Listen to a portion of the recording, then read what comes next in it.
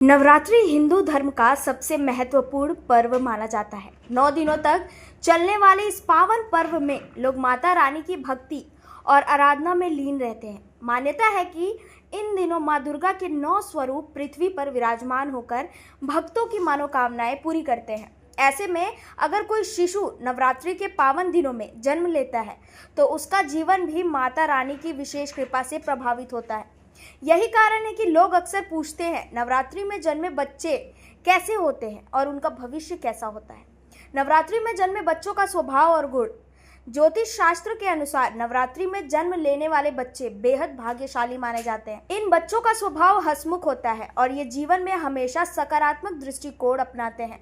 ऐसे बच्चे आसानी से दोस्त बना लेते हैं और अपने व्यवहार से सबका दिल जीत लेते हैं। इनमें साहस, आत्मविश्वास और कठिन परिस्थितियों का सामना करने की अद्भुत क्षमता होती है।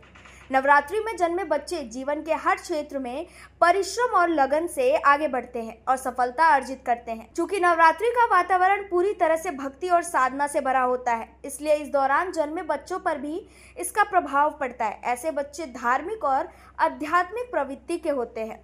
पूजा पाठ और धर्म कर्म में इनकी गहरी रुचि रहती है। विशेष रूप से नवरात्रि में जन्मी कन्याओं को साक्षात देवी का स्वरूप माना जाता है और माना जाता है कि वे परिवार में सुख समृद्धि लेकर आती हैं। नवरात्रि में जन्म लेना अपने आप में एक शुभ संकेत माना जाता है। ऐसे बच्चों को मां दुर्गा का आशीर्वाद प्राप्त होता है और वे परिवार के लिए भाग्यशाली सिद्ध होते हैं। इनके जन्म से परिवार के मान सम्मान और प्रतिष्ठा में वृद्धि होती है।